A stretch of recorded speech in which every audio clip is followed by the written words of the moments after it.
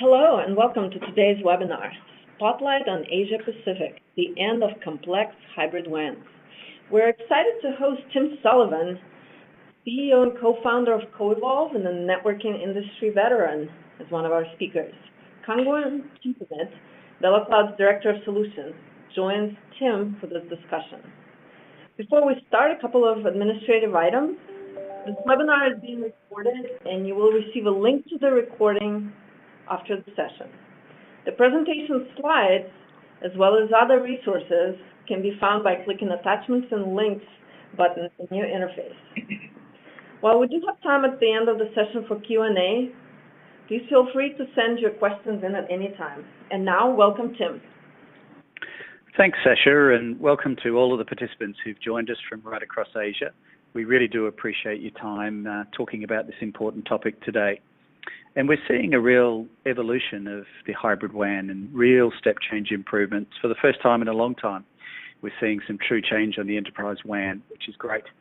So we're seeing massive savings commercially. We're seeing big performance gains, and we've covered some of those themes in some of the earlier series webinars that we've run. But today's focus is really on how SD-WAN is helping take operational complexity out of the hybrid WAN. So where are the opportunities to streamline or to make more simple and more performant these networks, especially at a time when so many organizations are moving rapidly to adopt more cloud services? So Sasha mentioned, I'm Tim Sullivan. I'm CEO and one of the co-founders of CoEvolve. CoEvolve is a specialist company in helping enterprises adopt next generation network technologies like SD-WAN and working with those vendors and key partners like VeloCloud to help our clients reduce costs of their network, to improve the performance of all of their applications, and map the correct path for those clients as they design, build, and run their business critical wide area networks. And with SD-WAN, our experience runs quite deep. We've got our next generation network services on the ground in 26 countries today globally, and indeed many of those countries are across Asia. So why is this topic important? Why is the WAN becoming more strategic and a real focus for IT? What we've seen is a really dramatic change in the application environment, and with the adoption particularly of public cloud right across. We're seeing this globally, and we're definitely seeing it across the Asia Pacific region. So as you can see, the drivers there listed on the screen range from topics, whether it's to help improve scalability or increase agility, and indeed, particularly how do you get better performance and better end user experience for these cloud applications. And we're finding that as the enterprise move a vast amount of IT infrastructure to the cloud, the traditional networks are just not keeping up. So really the question is, how do you take these wide area networks and make them more performant as this scale of change is going on at different timelines, different timeframes across the business? How do you reduce the complexity of the network, because that really is tantamount to taking cost out of the network? So what are the ways in which SD-WAN can help reduce some of this complexity, increase the visibility, and help with the performance management of the network? And these are common challenges that are expressed to us as we interact with our clients all around the world, and particularly in regions across Asia. So I'd like to bring in my co-presenter at this stage, and Kangwon, what are some of your perspectives on this? Hi Tim, thank you. So hello everyone. Good morning, good afternoon, and thank you for joining.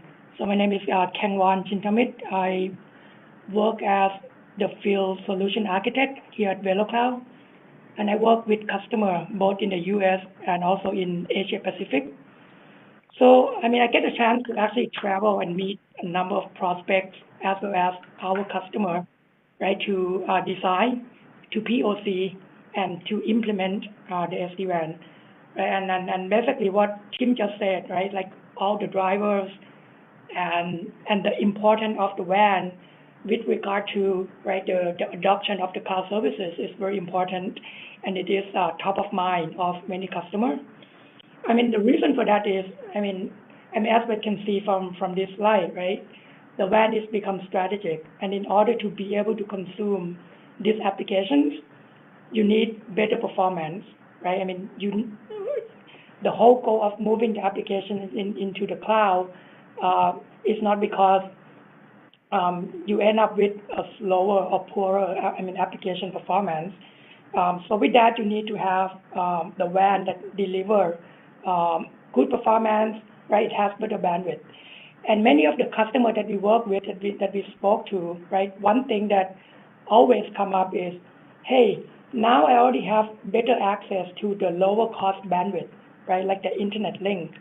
How do I actually better leverage and utilize these links, right? And be able to deliver better application performance, lower the cost of my transport, right? I mean, one would argue that, hey, the cost of the MPLS is going down, but the reality is, yes, the cost of the bandwidth is going down, but the demand for bandwidth is increasing at a much faster rate, right, than the cost of bandwidth going down. So there has to be a way to effectively be able to leverage the lower cost bandwidth, like internet, effectively for your applications. The other side of the perspective is from the service provider standpoint, right? So the cloud itself actually enable, right, many more service providers to be able to focus on delivering the applications, right? And these are the service providers that may not have good access to the transport, right? So they can focus a lot more on delivering the applications over the top and be able to deliver that on top of any type of transport. So that's why when we talk about the hybrid WAN, it becomes an interesting topic, right? That many of the clients, many of the customers, right, want to get a better understanding of how do I actually leverage the full power of implementing the hybrid WAN, and hopefully that's this webinar, right, is going to give you some clarification on that. Back to you, Tim. Yeah, so you make some really good points there, Kang Wan, and we see some of those themes and indeed pain points in Asia particularly, where the cost of bandwidth between different parts of Asia is so highly variable. There's often sometimes for the enterprise teams a great range of the quality of the infrastructure that's available. So some of the emerging markets, for example, have got much less developed and high performing quality of infrastructure, whereas some of the other markets have got wonderful amounts of bandwidth that are plentiful and really high performance. All of the teams we talk to are inevitably under pressure to do more with less. So there's lean teams that often have to support quite that wide, disparate set of bandwidth options, and often other challenges, different languages, etc., across the Asia-Pac region. And often sort of quite significant latency as well, as they're perhaps working from North Asia, but accessing cloud-based services maybe perhaps down here in Australia or over in California. So there's some real unique challenges for the Asia-Pacific region in amongst the drivers listed there. So to reiterate what the hybrid network is and just level set on what we consider that to be, the hybrid technology, the option has been around for a long time, and it's deployed, for really clear and logical reasons. Typically, we see it where there's perhaps an MPLS connectivity as the primary link, reserved perhaps for business critical applications, but then in order to be able to throw more bandwidth at the network, often the teams have chosen to access cheaper broadband or internet connectivity alongside that. We've got other clients as well who often have VPLS and point-to-point Ethernet in the mix as well. So the cost savings that can be achieved by being able to access as much bandwidth as cost effectively on a case-by-case basis is clear. It can also, at times, if it's deployed well, enhance the availability of the network. But what it absolutely does do is increase the complexity to manage this network. So whilst some of the cost savings and geographic reach issues that generate the demand to bring together multiple technologies within the wide area network in this hybrid WAN environment. The operational complexity manifests in many different ways, and we'll touch on that in a moment. And it's quite compelling, the amount of bandwidth that can be available if you really are free to source on a best-of-breed basis and really access the internet to be able to get, many times more bandwidth. So the sort of cost per meg ratios that we see across the different countries in the region as we source bandwidth, both private MPLS type connectivity as well as internet connectivity.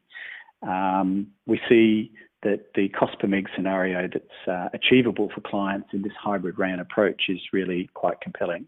And the amount of bandwidth can often be tenfold or 100-fold even by accessing internet bandwidth, but being able to achieve that within a cohesive network design is a real issue, right, Kang Wan?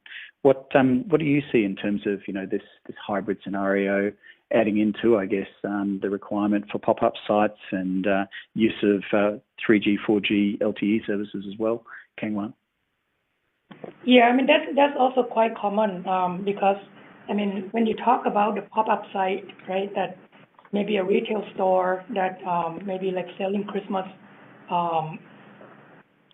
gifts and stuff like that, right? So the time it takes, right, in certain cases, right, to actually get the circuit like in MPLS actually takes longer than the duration of the store itself, right? So we see an increasing trend, right, of maybe I can start off with using the 3G, 4G connectivity, and this has come up quite a bit now in Asia as well, right? That many of the customers I work with, they either have an existing MPLS or like an existing maybe internet link, right? A DIA, FTTX that they want to now also augment with 3G, 4G connectivity, right? Because it's so easy now to access this type of circuit.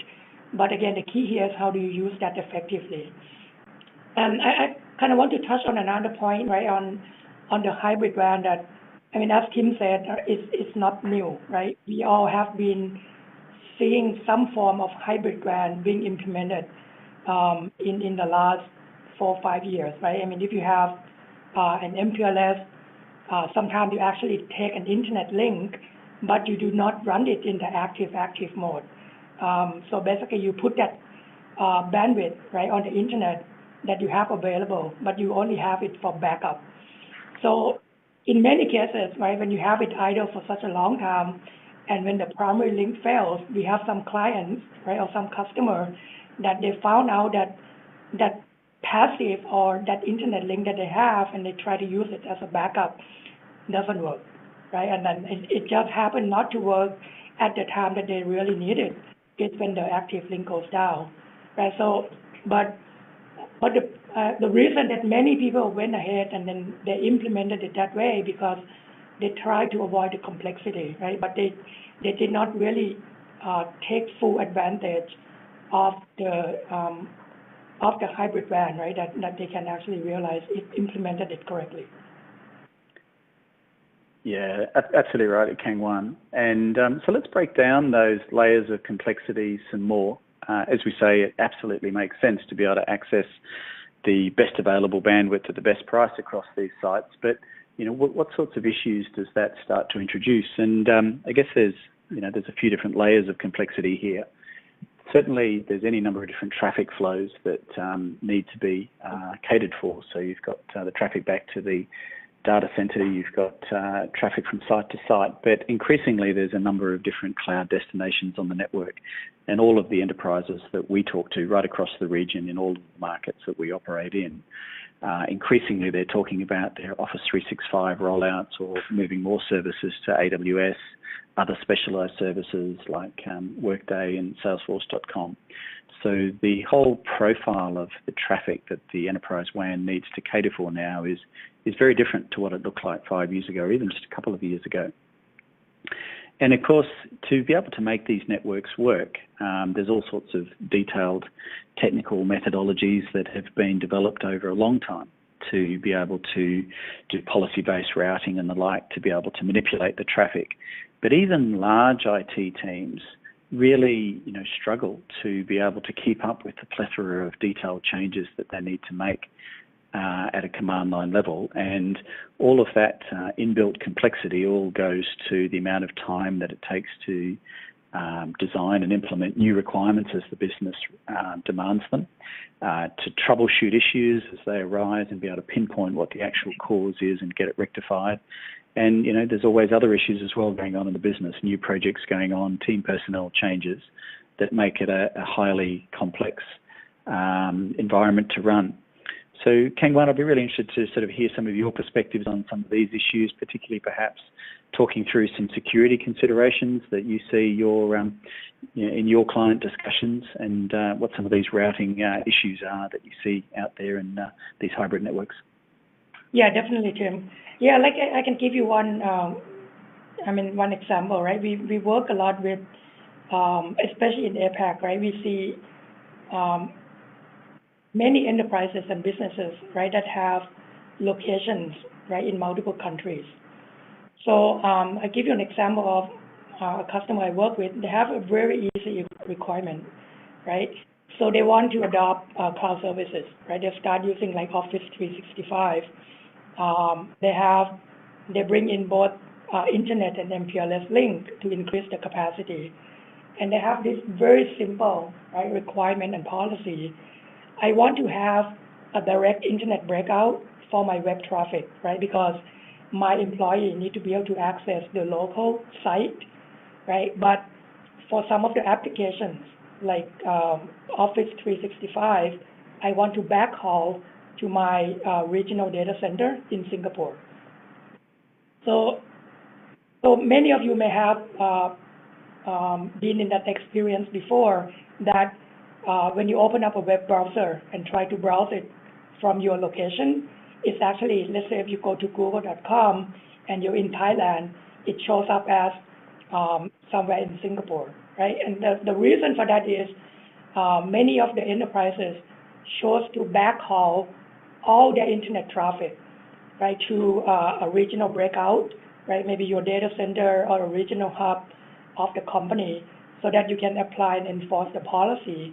So that means the user experience is not ideal, right? Number one is actually they cannot even go to the local website as they thought they could. And then second, it could cause the latency, right? And unnecessarily add the load into the WAN head end and so on. But the reason that they have to do it that way is, if you think about how do you actually accomplish that type of policy, it can be fairly complex, right? Because you think about, hey, I just want to basically steer or send certain applications that also run as a web, right? I mean, Office 365 basically run on the same port as your regular web traffic. So how do you really do that, right? So when it comes down to the implementation detail, right, the network engineer has to actually identify all the subnets, right, that belong to Office 365, and then make the routing decision manually. And also, now they have to choose, right? So I have two links, so which link do I use? If I choose the internet, and if it doesn't perform, I need to be able to move my traffic over to MPLS, right, and send it in the right direction. So now you end up dealing with all these different technologies, right, from setting up the policy-based routing. Maybe you have to use the IP SLA to check the quality of different links, and then be able to steer and implement the different QoS depending on where the traffic goes. So it becomes fairly complex. The second one has to do with managing the security policy. So when you use MPLS, when you actually make use of MPLS, right, that's a trust factor, right? That basically you trust that the traffic that goes across your service provider MPLS network is secure.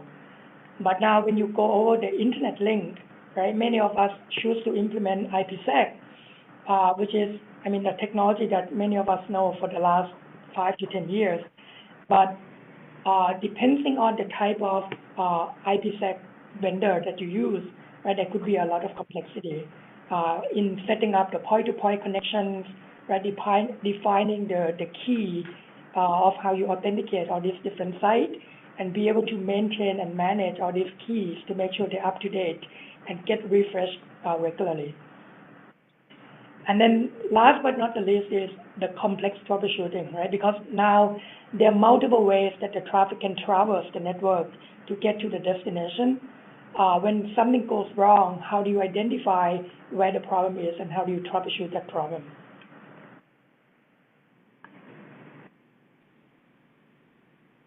So basically, I mean, our point here is routing, right? It's not so simple, right, when you deal with hybrid WAN. And that's why when I talked about earlier is many of the enterprises or businesses, when they start, right, or when they talk about hybrid WAN, they're still thinking about doing that in the active standby fashion because it's a lot easier for them to be able to control and manage. But when you try to use the hybrid WAN in the active fashion, right, to take the full advantage of that available link, it becomes very complex because you have multiple places that you need to control your routing policy, right? I mean, if you think about it, routing is still a box-by-box configuration, right? I mean, the way that we implement routing today is there's no single point of control that you can implement your routing policy, right? Everything that you have to do is still box by box, and you are dealing with complex things that can get you into trouble very easily, right? Things like route map, changing the administrative distance to manipulate the route, right? I mean, which path you want to prefer and so on, and then using route filter, right? So all this requires the network engineer to invest significant amount of time to make things work. And then with that, I mean, you can still run into errors and spend a lot of time debugging the problem. And that's why hybrid WAN as a technology is a great concept, but it did not really take off because of the complexity that comes with it. Yeah, so there's a lot of issues there, Kang, that you touch on. That sounds, very manual, very laborious. So, a lot of specialist resource required to work through and maintain all of those issues. And in the meantime, the business is requiring that the whole IT team works in much more agile ways. So, as we said earlier a few times, the public cloud adoption has increased on a massive scale. And indeed, that's just exacerbating all of these issues that Kang's articulated at a detail level on these traditional hybrid WANs. So, in the old days, it was a case of, there wasn't a lot of differentiation required, internal versus external. It was sort of a blanket policy on all of the internet-based traffic that was assumed to be sort of low criticality browsing traffic. But not anymore. So now the end user experience for quite often business critical cloud-based applications is a really big consideration. And then there's other factors as well that need to be worked through.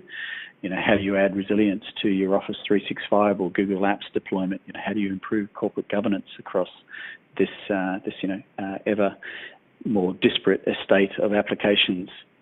So there's some real issues there as well around how the traditional model of enforcing, taking traffic back to a central point for breakout to the internet, when very often we see our clients who are spread across a lot of different countries in Asia, or indeed multi-continent networks, where that's a long distance away, and that whole tromboning effect to go over expensive private bandwidth to break out at the central point and then go to the internet is just a very inefficient and indeed costly way to run the network.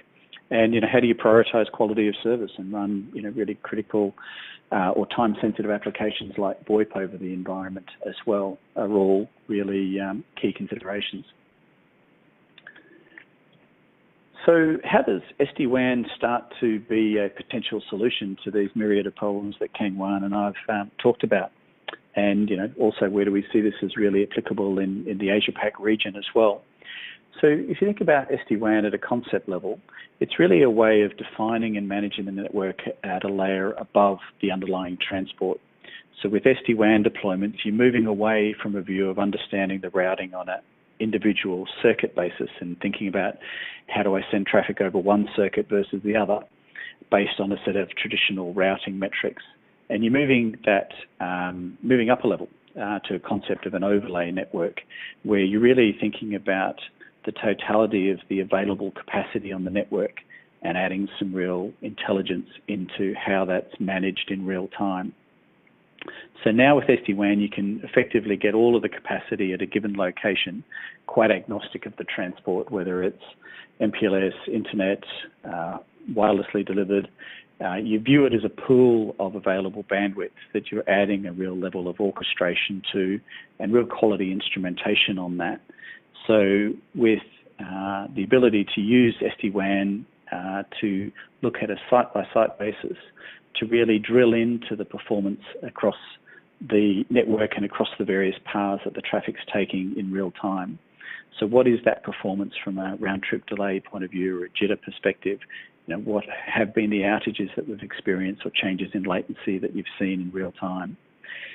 So, Keng-Wan, what are some of your considerations here as you work through the potential that SD-WAN brings to simplify these networks? Yeah, I mean, to me, basically, SD-WAN, right, is a way to actually bring the hybrid WAN mainstream because of a lot of the key characteristics, right, that you already talked about that make it very appealing to many of our customers, right, that may not have a large IT team with CCIE expertise, right, to be able to tune and manage the hybrid WAN traditionally. But I mean, the key concept, right, which that the SD-WAN brings is the concept of the overlay network, right? I mean, the SD-WAN requires a dual-ended tunnel. So like what you see in the picture, right? You see a device on the left and a device on the right that basically build an overlay tunnel across all available paths, right? So that they basically form a logical connectivity between the site, and that's how they are able to abstract the underlying transport, right, from the actual connectivity. So instead of the network engineer having to manage each of the link individually, now they have access to a pool of bandwidth because now we just virtualize the WAN and they can manage that bandwidth as a whole. The second important characteristics, right, of the SD-WAN, right, which is important to make hybrid WAN possible and be able to really fully leverage the internet link, is the ability to dynamically steer, right, and adapt to the real-time condition of the links. And there are many different vendors in the market today, right, that basically talks about SD-WAN, and there are various ways of the way that they implement this dynamic path steering, right, and some may use probes, right, and then this all very much depends on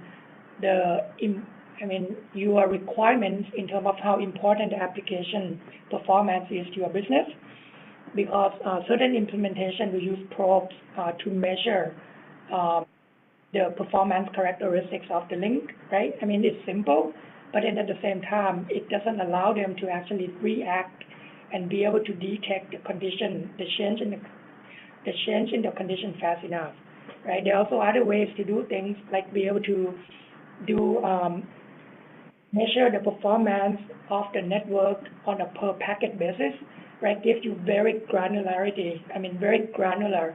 detail, and be able to adjust and adapt to the network change in real time. The other thing that's also important is the concept of how do I simplify, right, a lot of this configuration, and that comes in the form of what we call automation, right? I mean, they should have a single pane of glass, a controller, or the orchestration type entity, right, that basically oversees the whole SD-WAN network, right, collect and aggregate all the information and present to the end user as a policy that they can make it relevant to their business, right? An example of a business policy is very similar to what I talked about earlier, right? Web traffic, I want to send it local over my internet link. But for my Office 365, it is my high priority traffic, and I want to send it to my regional hub so that it can be scrubbed by my security devices in my regional hub. So that is the extent or the detail of the configuration that you really have to do on your SD-WAN device, right? Versus having to translate all this business policy into a network configuration manually. These are the things that the abstraction, right, and the automation of SD-WAN make it possible, right, to be able for anyone to be able to just implement that policy by just clicking on the mouse and not having to go through and deal with a lot of complex CLI. And that's yeah. Go ahead, Tim. Sorry, Kangwan. That's a great summary, Kangwan, of just how SD-WAN can extract so much more performance dynamically out of the available bandwidth that you've got at any given site, and treat the relative priorities of those applications and make decisions in real time on the optimal path across the network, all via the intelligence of the orchestrator. So, right. We're seeing some, great real-world examples of all of these benefits that Kangwan's mentioned. Let me add one more thing to this. So, please. The other thing that we haven't talked about a whole lot is the concept of the cloud, right? Because if you think about it, when you have your applications in the data center, and this has actually come up quite a bit, right? In many of the customer conversations, they may not use the public cloud today, right? But they actually have public cloud as a strategy, right, for their business to move to. So one thing that I want, the audience to also consider is when your applications is maybe hosted on premise, right? You have the SD-WAN device on both ends, right? And that will take care of the application steering, quality of service, implement the policy, right, when you go from branch to the data center. But what if your strategy also has the cloud, right, or the cloud application in the picture? Now you may not have access to that head end anymore, right? And that's why when you take a look at how the SD-WAN solution that is available, you may want to also consider, right, which vendor can also deliver the same SD-WAN experience for both the applications that may be hosted in the data center and applications that you may choose to run in the cloud, right? Maybe like Office 365 or Google Apps and so on.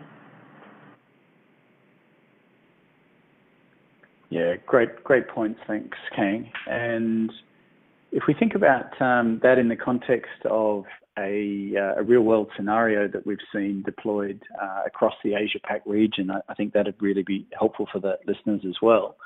So to set the scene on this case study that we'll talk through now, this client of ours is a manufacturing company. So they've got approaching 5,000 employees scattered across 15 countries in the region. And it's a really business critical environment. It's a manufacturer with a sort of real 24/7 logistical aspect to the key sites, along with other sales and marketing offices out there outside of those really critical factory sites. Typically, of a manufacturer, they're running a business critical ERP in amongst a whole plethora of applications, and so a really diverse set of application and user experience issues spread across both some quite developed countries with good quality infrastructure, like Singapore, for example, and Taiwan, but also some challenging markets in which they operate as well, where the quality of the bandwidth perhaps is a real challenge, or getting cost-effective bandwidth into these countries. It's actually quite orders of magnitude more expensive on a cost per meg basis compared to other countries that they operate in.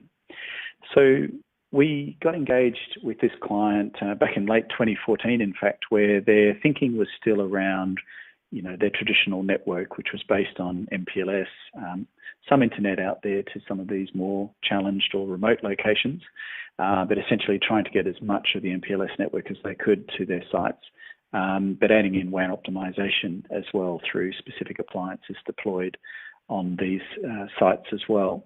So, traditional hybrid network, as Kang Wan and I've described, and quite thin amounts of bandwidth. So essentially, the client was struggling to be able to cost justify the sorts of increases in capacity and performance that it needed to deliver to the business. The other interesting thing was that they were just embarking on the cloud services journey. So they had all of their applications hosted internally in a data center in the southern states of Australia, as well as another data center in Singapore. But they were very much planning to continue to develop their CRM systems via Salesforce.com. They were looking to move some infrastructure to Azure, and they're very much looking at the suite of Office 365 applications across the business. So all of these projects had different timescales to them, but they were really reaching a point where it was clear to them that it was just uneconomic to upgrade that traditional hybrid, largely MPLS, but also internet and WAN optimization networks. So we got engaged to really help model some different scenarios and really take them through the detail of how SD-WAN worked, the different options. There's any number of different ways that SD-WAN can be delivered, and the strong preference was for a cloud-delivered SD-WAN to be able to achieve the benefits, the full benefits of SD-WAN right across this network. The existing network didn't have any split tunneling, so all the traffic was coming back from all these sites from North Asia, across the east, and indeed a couple of sites as far as the Middle East. So coming back to services based in southern states of Australia or in Singapore, there was some real poor performance issues across this network. Combination of VoIP and video requirements across this network as these teams collaborated across the regions. So it was a real interesting mix of requirements, and we were able to educate the client on the opportunity that SD-WAN brings to be able to take a lot of cost out of the network by not having that large CapEx requirement up front, and indeed a lot of the field engineering and time-intensive work to deploy the traditional network was no longer needed. And we were able to show that by moving to more internet quality network across the region, we were able to provide a lot more bandwidth within the network and achieve a real step change in the cost per meg and fundamentally increase the bandwidth available across the network, but with this software-defined intelligent layer, be able to assure the performance of all of that traffic, whether it was destined for the internal data center locations within the business, or indeed increasingly out to this variety of different cloud destinations.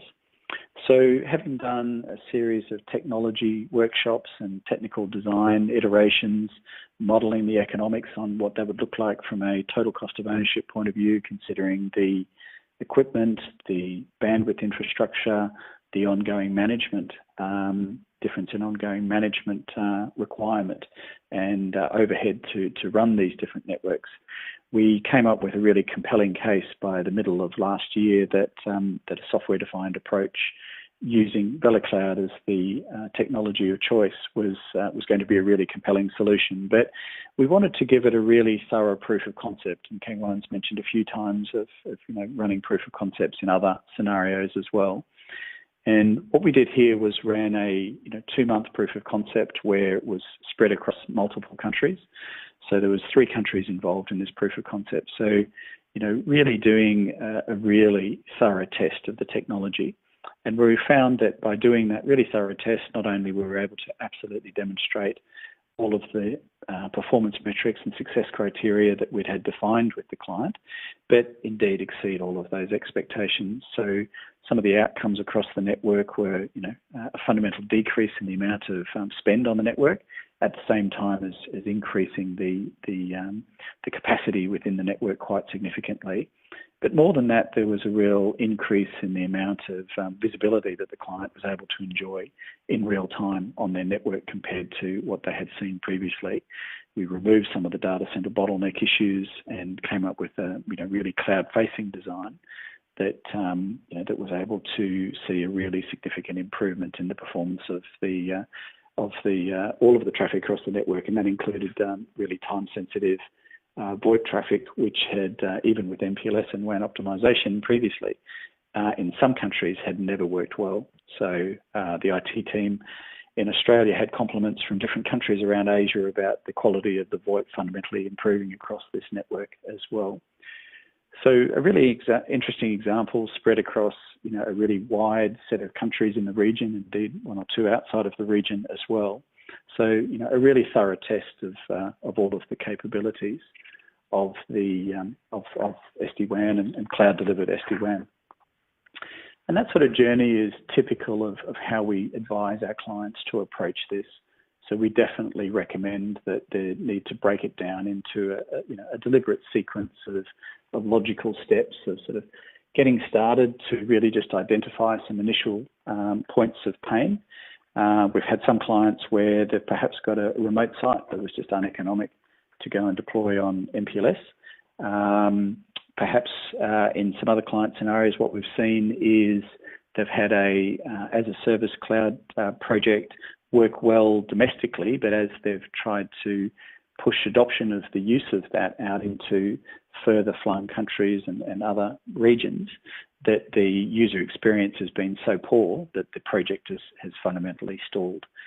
So really in that getting started process, there's a level to get familiar with all of the benefits of the technology, but thinking through also what some of the differences are to the ongoing support.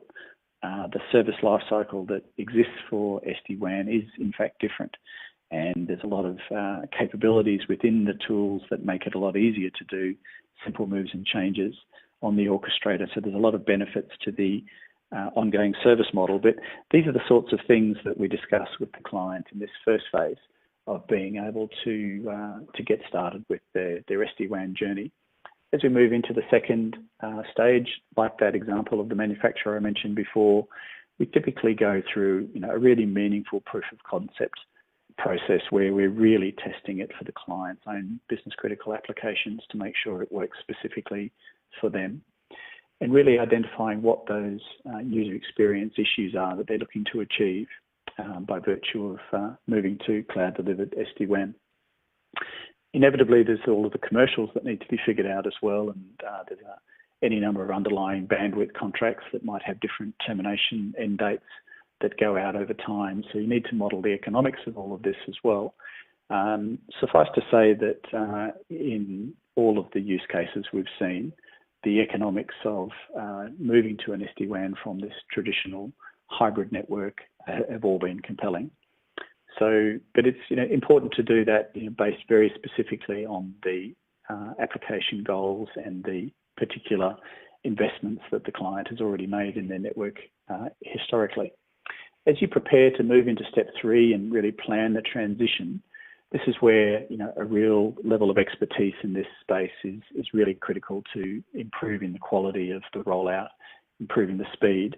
The project I mentioned with the manufacturing client took a third of the time to roll out globally to those 15 countries compared to the rollout period that had taken that traditional hybrid WAN in the previous iteration of their global network.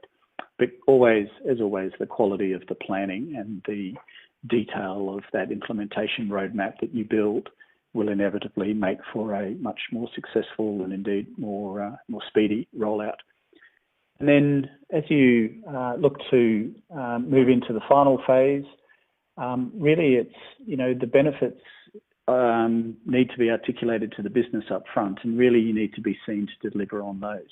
So through that implementation phase, we've seen the client really ecstatic about the zero-touch provisioning and how much less man time it takes on site, often where they've got no IT resources at these remote locations. What are the user experience gains they've seen for their key applications? So really, through that implementation period, you really need to be delivering back to the business the real proof points of all of the potential benefits of SD-WAN. What we wanted to do really quickly was just also point you to a number of SD-WAN resources that exist out there. It's getting an increasing amount of focus from the analyst community and from others of your peers out there in the IT ecosystem that are already deploying SD-WAN.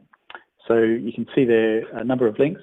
We'd particularly flagged the WAN Summit, which is an event that's being run for the first time in Asia, in Singapore in September. We've attended a number of their events in New York and other places around the world. And it's a really good forum where the vendors as well as enterprise IT teams will be able to mix, and service providers as well, to be able to have a really interactive discussion around the benefits of SD-WAN. Finally, there's some more reference points from the CTO of CoEvolve, Kieran Roche, as well as one of the co-founders and CTO of the VeloCloud business in Steve Wu. So Sasha, I'll hand back to you to maybe move into some questions. Thank you, Tim, and thanks, Kangwan, for this overview. And thank you, everyone, for listening. So we do have a bit of time for questions. And the first one, and I wonder, Tim, if you can take this one since you're right there in Asia Pacific. And we have, what have you seen in rates of adoption of SD-WAN in Asia compared to other markets? Yeah, it's a great question, and like VeloCloud, we work across a lot of different regions in the world, so we can definitely address the different perspectives region by region. So we've seen the greatest amount of adoption with SD-WAN in North America, no question about that. So there's a real critical mass of the early adopters over there. There's a really vibrant partner ecosystem of service providers and integrators and specialist companies like CoEvolve who've been rolling out SD-WAN networks now for some time. So we've seen the greatest amount of deployments on the field across hundreds of enterprise clients in America, particularly over the last 2 years, and some really big deployments as well. So sort of deployments that are now over 1,000 locations on single networks. So, so I guess that's where we saw the weight of the progress initially, but we've now absolutely seen that occurring in other parts of the world. Europe is a fantastic market given the disparity of telco over there and some of the drivers there. But I think Asia, over the last 12 months, we've really seen a step change in the awareness of SD-WAN. And as I said at the outset, we've got SD-WAN solutions delivered with VeloCloud. I think there's services in about 16 countries across Asia specifically, and including some really quite challenging countries from a telco infrastructure point of view, as well as some of the more mature telecoms markets.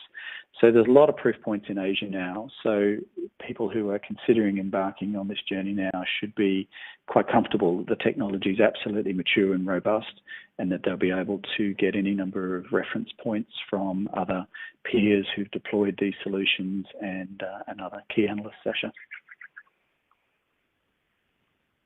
All right, well, thank you. So moving on, but before we do, I just want to remind the audience that the slides for this presentation are actually loaded in the attachments and links section of your interface. You can download them at any point. So let's see, we have a question that we get quite often, and I think maybe Kangwan, you could tackle it, and it is, what is the difference between SDN and SD-WAN? All right, yeah, so there's some similarity, right, between SDN, which is software-defined networking, and SD-WAN, which is software-defined wide area network. They have similarity in terms of the principles, right, but not on the technology front. Because if you think about it, SDN, right, focuses a lot on using the overlay, and it's a technology mostly, when we heard SDN, right, we were thinking about the cloud, the data center. SD-WAN, on the other hand, right, I mean, use similar principle, that it has the separation of the control plane and the data plane, and they can act independently. But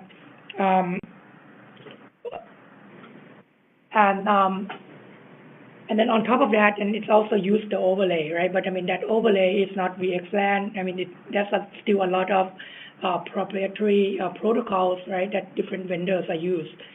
Some may use IPsec, some may use their own protocol, and so on. But I mean, it's basically based on the overlay technology, right, the separation of control and data plane. And then in fact, actually, I like to use the definition that Gartner actually defined, right, of Andrew Lerner, define what SD-WAN is. I think that's the closest to what we have seen the industry is going. So number one is SD-WAN, right, should deliver what they call lightweight CPE, right, customer premise equipment.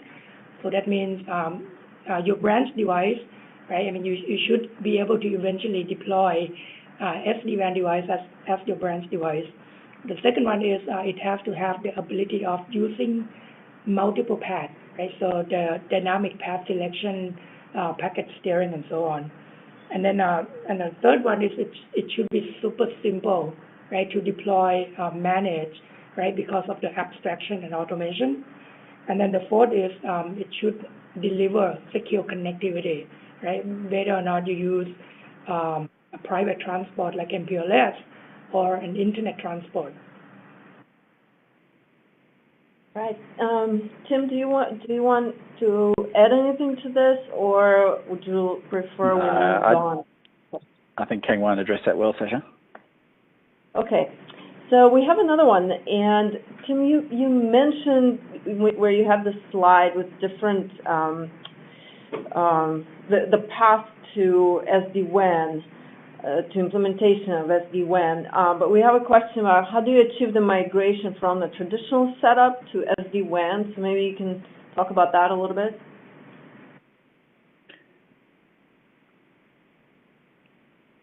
Absolutely. So, look, the transition path shows a lot of potential benefits. So I think to really capture them really quickly in the last few remaining minutes we've got, I'd really say three things. So one is there's massive opportunity to transition with the bandwidth savings. So putting the time into being able to fundamentally get more bandwidth into the network and to be able to achieve a massive reduction in that bandwidth spend is the sort of first area. The second area is the CapEx and the equipment aspect of it, and Kang Wan talked just before about the fact that it's a very lightweight approach out on site. So not having this box-heavy approach, very engineering-intensive requirement to be able to configure these boxes out on site and have field engineering visits and truck rolls is a massive area of being able to speed up and take cost out of the transition. The third area is around the management overheads, and that's sort of the core theme from today about reducing the complexity of not just deploying but also managing and living with this network day in, day out. So in terms of being able to do moves and changes really simply on the orchestrator with the click of a button instead of going through a loop with a service provider to get another remote Mac installed and a time lag and a cost often around that. And all of those mechanics that Kang Wan articulated on how the routing is made so much more simple all translates into saving and efficiencies for the resources that are whose time is very precious in managing these networks, both the transition, but also then being able to live with that solution and manage it thereafter. Right, thank you. And so to the audience, a couple more. We have time for a couple more questions, so we'll squeeze them in. If we don't get to your questions live, we'll answer them via email. So without further delay, what is the remote site architecture, and is the router still required? Maybe Kang Wan, you can take that. All right. Yeah. So I think we have seen a mix, right? I mean, in some cases, if the customers still have their MPLS contract, for example, right, and they want to start bringing in the SD-WAN technology right away, right, and bring in the internet link, what they can do is they keep the router on premise, right, and basically connect the SD-WAN device, right behind the CE router, and maybe connect the internet link directly onto the SD-WAN device, right, and what the SD-WAN device will do is basically build an overlay and across both the MPLS and the internet paths, right? Or in some cases, the customers want to replace the whole device. That's also possible as well. Right. So let's tackle one more question before we close. So Tim, this one is for you, and you talked quite a bit about cost savings, and there's a question about where the biggest cost savings are actually achieved and what you've seen out there in the field. Yeah, and this is this is a really compelling area, and it's quite interesting that all of the projects we've worked on have had absolutely no trouble in establishing really big TCO savings that range from 20 to 60%, measured over 2-3 year periods, and not measured over a longer term than that even. And what we've seen is that it does vary significantly, so there's a lot of homework that needs to be done, a lot of analysis, depending on the exact amount of bandwidth and the locations and the different markets that the client is in, the different levels of resilience that you want to be able to build into all of this available capacity that the cloud-delivered software-defined network, software-defined WAN can optimize. So really, as I said before, it really comes down to the bandwidth savings, the equipment and field engineering savings, and also the ongoing management overhead savings. And all of those translate to business cases that, as I say, are delivering a range anywhere between 20 to 60% cost savings with fundamentally more capacity in the network and all of the other enhanced capabilities of SD-WAN. All right. Well, thank you. And I'd like to thank the audience for participating. We do have a couple more webinars coming up over the next couple of months, so do join us. And thank you, Kangwan and Tim. Of course, always a pleasure to have you. And we hope you're going to speak on one of our future webinars. Thanks, Asher, and we really appreciate everyone's time today and welcome any follow-up contact and questions from the audience across the Asia-Pac region. Thank you. Take care. Thank you.